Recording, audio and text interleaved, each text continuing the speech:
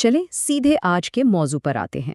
آج ہم ایک ایسے تاریخی انتباہ یا یوں کہہ لیں کہ ایک ایسی وارننگ کا تفصیلی جائزہ لے رہے ہیں جو کہنے کو تو صدیوں پرانی ہے، لیکن سچ پوچھیں تو آج کے اس ڈیجیٹل دور میں بالکل فٹ بیٹھتی ہے۔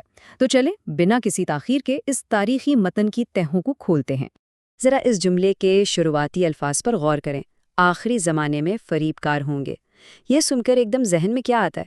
یہ کوئی عام سی پیشین گوئی نہیں ہے، یہ باقاعدہ ایک الرٹ ہے، ایک وارننگ ہے کہ وقت کے ساتھ معلومات اور سچائی کو کتنا بڑا خطرہ لاحق ہونے والا ہے۔ اس کا مطلب ہے کہ کچھ لوگ جان بوجھ کر ایک سوچے سمجھے پلان کے تحت دھوکہ دینے کا کام کریں گے۔ اب یہ جاننا واقعی بہت دلچسپ ہے کہ اتنے پرانے دور میں اس خطرے کی نشاندہی اتنی صفائی سے کیسے کر دی گئی، اور یہ الفاظ ہم تک کس طرح اور کس تسلسل سے پہنچے۔ اوکے، تو اب اس کی تھوڑی گہرائی میں چلتے ہیں۔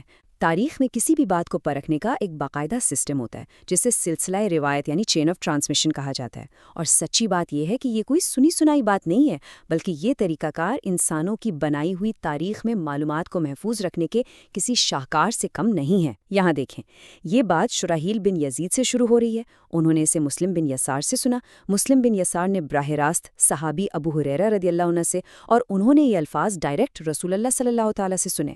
مطلب ہر ایک انسان نے پچھلی انسان سے اسے پوری ایمانداری کے ساتھ لیا اور آگے پہنچایا۔ یہ باقاعدہ ایک گارنٹی ہے کہ اس بات میں کسی قسم کی کوئی ملاوٹ نہیں ہوئی۔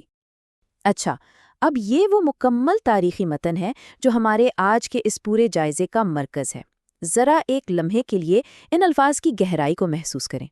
آخری زمانے میں ایسے دجال یعنی فریب کار کذاب ہوں گے جو تمہارے پاس ایسی احادیث لائیں گے جو تم نے سنی ہوں گی نہ تمہارے آبا نے۔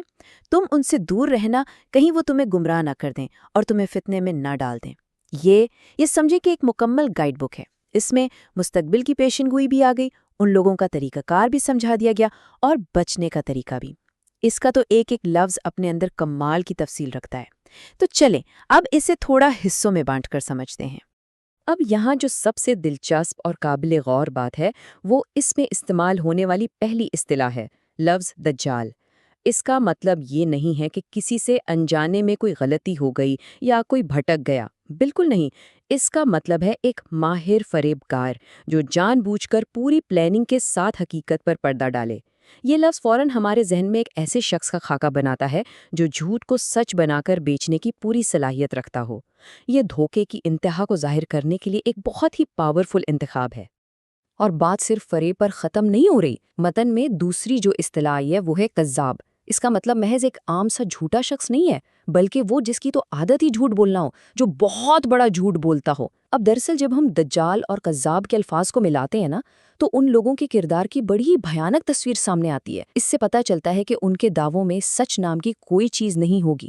دھوکہ دہی اور لگاتار جھوٹ، یہ کمبینیشن بتاتا ہے کہ معلومات فراہم کرنے کے دعوے دار ان لوگوں کے مقاصد کس قدر خطرناک ہوں گے۔ اور یہ چیز ان کے کام کرنے کا طریقہ بڑی زبردست حد تک واضح کرتی ہے۔